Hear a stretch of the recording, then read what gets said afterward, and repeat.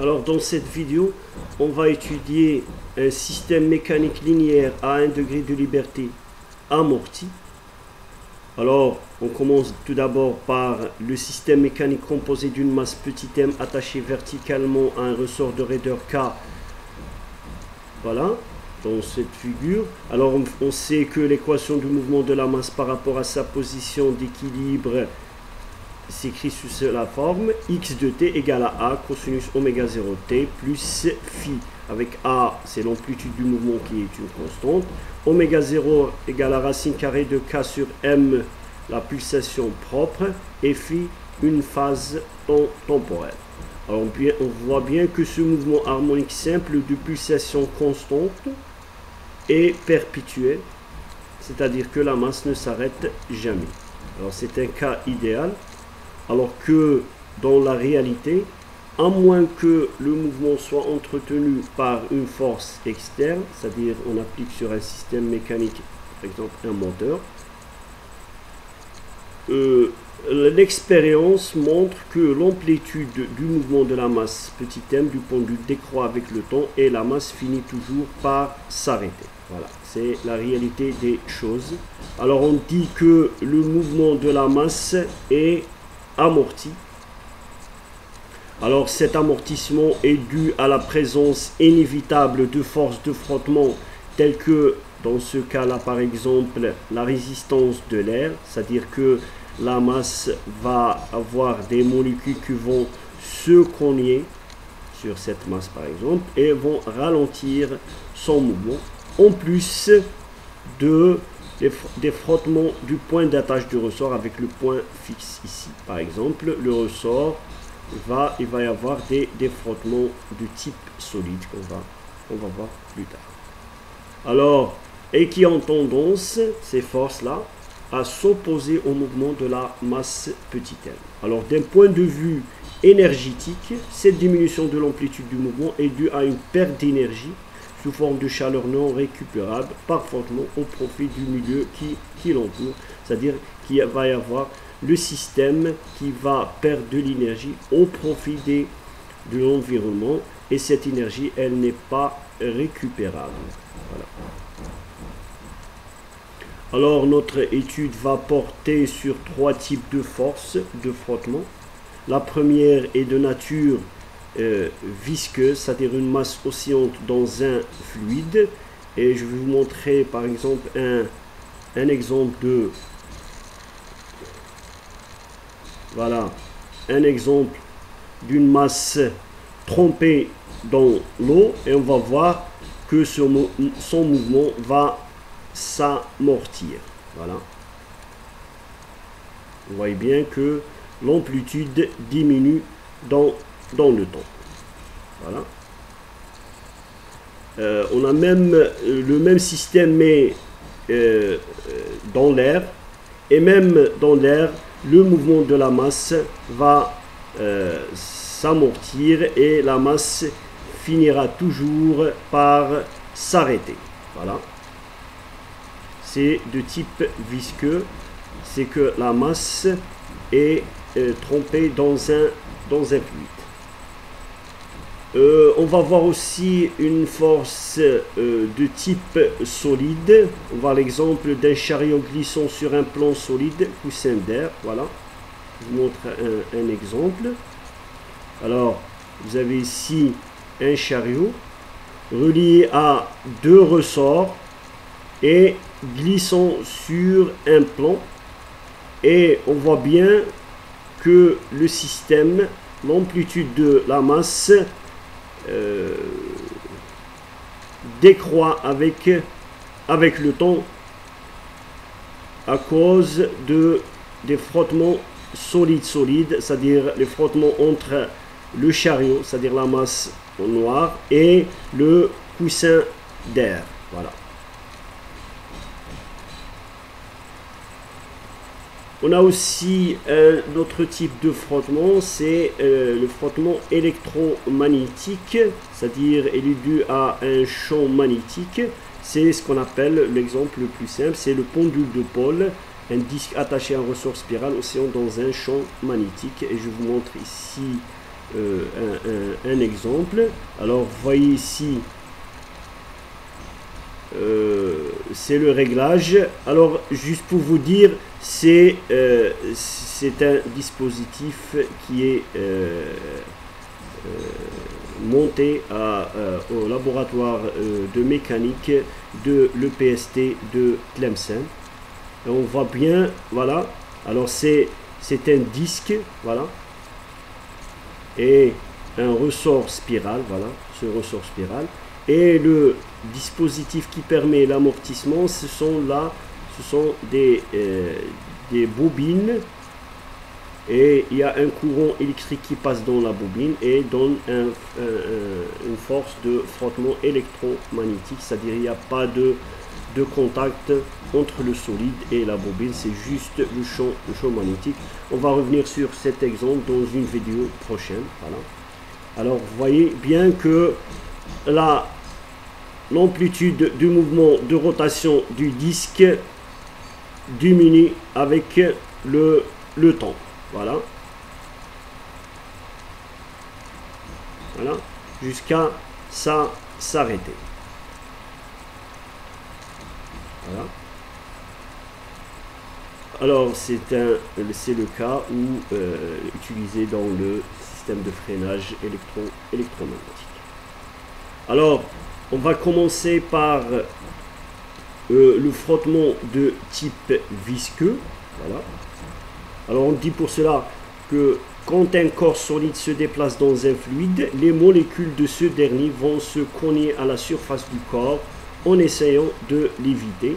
Alors si la vitesse du corps est relativement grande, des tourbillons se créent derrière le corps. Alors dans le cas de petite vitesse, les molécules auront le temps de contourner le corps et le mouvement se fait sans tourbillon. C'est ce qu'on appelle écoulement laminaire. Alors cela c'est de la terminologie des mécaniques du fluide. Nous dans ce cours on n'est pas intéressé par les détails de la mécanique du fluide, mais on utilise ces informations pour le besoin de notre étude. Voilà. Alors je vous invite par Wikipédia de voir c'est quoi un écoulement laminaire. Voilà. Alors dans les deux cas, le corps éprouvera une résistance de la part du fluide qui tente de ralentir ou bien à ralentir son mouvement. Alors on peut donc penser que la force de frottement que subit un corps solide se déplaçant dans un fluide dépend des grandeurs suivantes: la position du corps, la vitesse, son accélération, la masse du corps, sa forme, la viscosité du fluide, la densité du fluide, etc. Alors, on a un exemple le plus connu d'une force de frottement sur un corps solide par un fluide et la force de Stokes. Décrivons la force de frottement d'une sphère de rayon relativement faible devant les dimensions de l'enceinte contenant le fluide et se déplaçant à une vitesse faible qui s'écrit comme. C'est-à-dire ici que la force de Stokes n'est pas valable pour toutes les situations, mais juste pour des situations bien précises. Et Stokes a donné la force de frottement sous cette forme: F de F pour frottement égale à moins 6 pi eta RV. Alors eta c'est la viscosité dynamique du fluide mesurée en pascal fois seconde. Alors on doit remarquer ici que plus eta est grand, plus le fluide est visqueux et plus ça frotte sur le corps. Le R c'est le rayon de la sphère, c'est-à-dire la masse qui est trompée dans le fluide. V le vecteur vitesse de la sphère. Alors pour vous donner ici une idée sur la viscosité, on a celle pour l'eau égale à 1 10 puissance moins 3 pascal par seconde. Pour la glycérine 1,46 et pour l'huile d'olive c'est 0,09 pascal fois seconde. Alors on a ici une force de frottement qui est linéairement proportionnelle à la vitesse du corps en mouvement et est dirigée dans la direction opposée du mouvement. Bien sûr on voit bien ce signe moins. Alors j'ai ici une vidéo qui montre le comportement d'une masse dans trois fluides différents, c'est-à-dire deux viscosités différentes. Alors, on voit bien ici, voilà. Alors on a ici de l'eau, on a la glycérine et l'huile. Et on voit bien le mouvement, la différence de mouvement pour chaque fluide. Voilà. Il y a l'eau, glycérine et huile. Voilà. Juste vous montrer une caractéristique de la viscosité. Voilà. Alors, on revient à notre force de Stokes. On dit bien que la force de Stokes est proportionnelle à la vitesse. Bien sûr, elle est proportionnelle à la viscosité du fluide et là, au rayon de la sphère, de la masse qui se déplace dans le fluide. Bien sûr, elle s'oppose toujours au mouvement. Voilà. Alors, plus généralement, et dans le cas de faible vitesse, la force de frottement peut se mettre sous la forme. Alors, bien sûr, c'est dans le cas de faible vitesse. La force de frottement est généralement proportionnelle à la vitesse et avec un coefficient bêta, un coefficient de frottement. Voilà. Bêta, coefficient de frottement mesuré en kg par seconde et dépendant de la forme du corps, de sa masse et de la viscosité du fluide. Voilà. Alors, dans d'autres cas où la vitesse est relativement grande, la force de frottement peut dépendre du carré de la vitesse du mouvement et même à des ordres plus élevés. C'est-à-dire on peut considérer F comme un développement de la force, un développement limité de la force en termes de V. Et ici on a pris juste le premier terme, c'est-à-dire le premier ordre. Voilà. C'est une approximation, ça reste toujours une approximation parce que on doit le noter. La modélisation du frottement est très difficile et dans notre cours on a juste pris un cas simple où la force dépend de la vitesse et plus exactement elle est linéaire à la vitesse. Voilà. Alors nous nous intéressons au cas de faible vitesse où la force est proportionnelle à la vitesse du corps. Mathématiquement, cela nous permet d'avoir une équation différentielle linéaire dont la solution est obtenue d'une façon analytique. C'est-à-dire, cela montre notre choix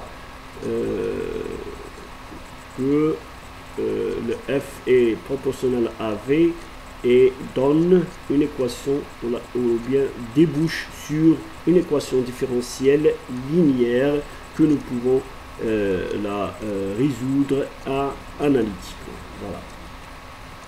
Alors, remarque, si la force de frottement les forces de frottement inévitables sont indésirables, car entraînant une perte d'énergie dissipation, elles peuvent être parfois utiles dans la protection des systèmes mécaniques et électriques. C'est ainsi que les amortisseurs, par exemple dans les véhicules, sont montés à l'intérieur des ressorts attachés sur les roues, vous l'avez tous remarqué, afin de limiter les oscillations du véhicule par dissipation d'énergie. Alors, des amortisseurs de types différents sont utilisés dans d'autres domaines afin d'isoler les objets à protéger des oscillations qui peuvent s'avérer désastreuses. C'est-à-dire que d'un côté, on a une perte d'énergie, mais de l'autre côté, on a une protection du système. Voilà. Alors, je vous invite à voir Wikipédia, taper amortissement et vous aurez les différents types d'amortisseurs qui sont utilisés dans différents domaines. Alors, pour le symbolisme, alors vous trouvez dans les bouquins un amortisseur, c'est par exemple une masse M qui est mise dans un fluide. Alors, schématiquement, on le représente sous cette forme, c'est-à-dire un système, une masse avec un ressort de constante de raideur K et un amortisseur bêta, de coefficient d'amortissement bêta. Voilà. Alors, pour l'équation différentielle du mouvement d'un système amorti, force de frottement de type visqueux. Alors, on a l'équation du mouvement, on va utiliser le formalisme de Newton. Alors, ici, on a le ressort de raideur K et de longueur A au repos L0. Maintenant, si on attache une masse petit m et on laisse le système à l'équilibre, il va y avoir une élongation du ressort, on l'appelle delta L. On aura deux forces, une force de le poids et la force de rappel. Voilà. Bien sûr, ici, on peut rajouter la force, la poussée d'Archimède, mais par exemple, dans le cas où on a de l'air et une masse en métal, la poussée d'Archimède est peut-être, avec une bonne approximation, considérée comme très petite. Maintenant, dans le cas du mouvement, alors on voit bien que dans le cas d'équilibre, la force de frottement n'apparaît pas dans le schéma, puisque la force de frottement dépend de la vitesse. Et bien sûr, à l'état statique, il n'y a pas de force, il n'y a pas de vitesse, pardon, et on n'a pas de force de frottement. Maintenant, dans le cas du mouvement, on a trois types de force. On a le poids, la force de frottement, voilà, qui est orientée dans la direction opposée du mouvement. On a la force de rappel qui est bien sûr dans cette direction. Et on peut choisir plusieurs coordonnées pour décrire le mouvement du système. Alors on peut choisir X comme étant la position de la masse par rapport à sa position d'équilibre. On peut choisir Y comme étant la position de la masse par rapport au point qui représente le ressort, l'extrémité du ressort libre, voilà, puisque c'est un point fixe. Comme on peut aussi choisir la position de la masse par rapport au point O, c'est-à-dire par rapport au point d'attache Z. Voilà. Alors, dans la prochaine vidéo, on va continuer notre étude du système amorti.